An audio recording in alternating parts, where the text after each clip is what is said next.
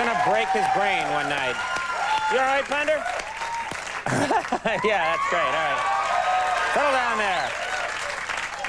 My next guest plays Bobby Bacala on the hit HBO series The Sopranos. He's also got this brand new book out, A Goomba's Guide to Life. Here's a look at him from earlier this season on The Sopranos. I really went downhill after the World Trade Center. You know, Quasimodo predicted all this. Who did what? All these problems, the Middle East, the end of the world. Nostradamus. Quasimodo's the hunchback of Notre Dame. All right. Nostradamus. Nostradamus and Notre Dame. It's two different things completely. Please welcome Stephen R. Schirripa.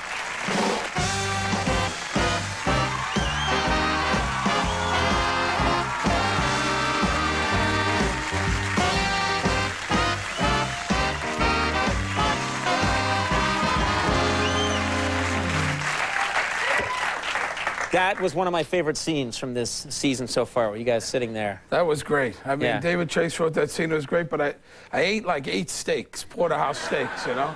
And I was literally sick to my stomach afterwards. Because they have to keep shooting and shooting and shooting. Exactly. But as long as everyone enjoyed it, that's all that matters. You know what I mean? For your pleasure. For you, I'll eat 8 steaks, yeah. Now, when you started doing the show, because you were on once and you talked about this, they had you wear a fat suit. Now they don't have you wear a fat suit anymore. I guess they think I'm fat enough. You know? Yeah. Is that what happened? At least I got my hair, Conan. No offense, Tad. What the hell? No offense. No offense. I like, is that how you make up to guys? Kiss them? Well, what do you want me to do? All right. One of the What do you girls. want from me? Yeah, yeah. You're one of the girls now. Easy does it. All right, I don't want any trouble. You're not that tall. Let's talk here. Real mobsters, I understand, real mobsters, the real thing, are critical sometimes of the technical aspects of the show. Is that true? Well, first of all, real mobsters love the show. Right. The Sopranos keep mobsters off the street on Sunday nights. You know what I mean? Right. But I live in Little Italy. I see a lot of guys all the time. And one guy came up to me. He says, "Hey, Steve, you know, I love the show, but there was that scene they shot the guy in the back of the head. Anybody who's ever done that knows you don't do it that way." I said, I think I got to get going, you know? And I'm also curious, like, how, what do you mean? You shoot a guy in the back of the head? Oh, you got to do it this way and that way. What are you talking about? I have no idea. I didn't stick around to find out. Right. Then Michael Imperioli was in a bar one night, and a guy came up to me and says, "Listen, if you ever need to strangle somebody from behind, here's my number. Get a hold of me." You know, I mean, what do you say to that? You know, okay, sure. Listen, I'm strangling a guy tomorrow. Yeah. Could you come down and give me some tips? Right, You know? right. I think you just act very pleasant when he's giving the advice. And then move on. Just keep on moving, you know? You have this book, A Goomba's Guide to Life, and you have a list here of things a Goomba would never say. Give us examples. What are things a Goomba would never say?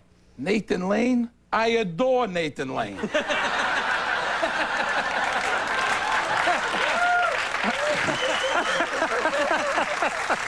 So, no, you never hear a Goomba say, "I just got to rent Godfather 3 again."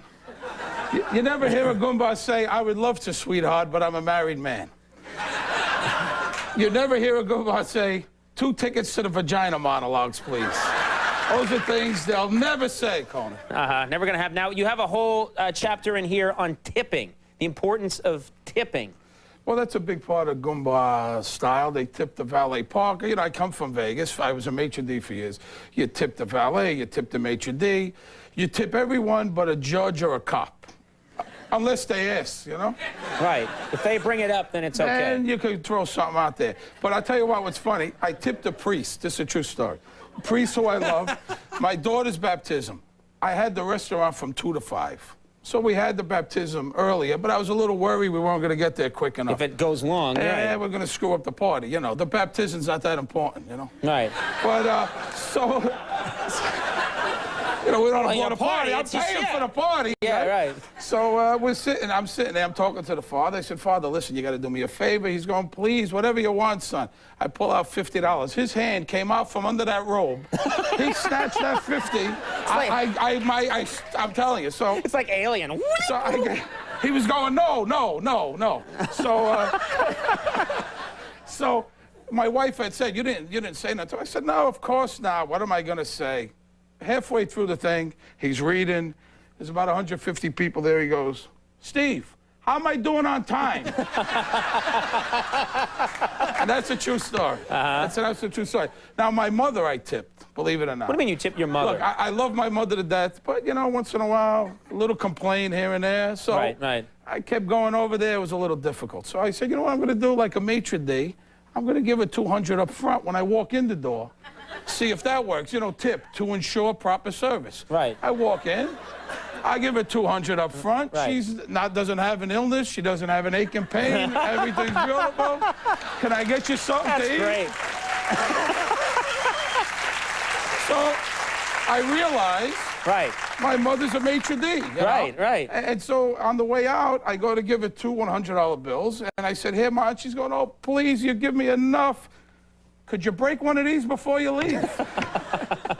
I like your mom. So, yes, she's wonderful. I love my mother. Do you have a tipping story about David Copperfield, because you worked in Vegas and you had an experience with David Copperfield, the famed illusionist. Well, that's before he was famous, but not that famous. This was like 1982. I was a bouncer in Paul Anka's club.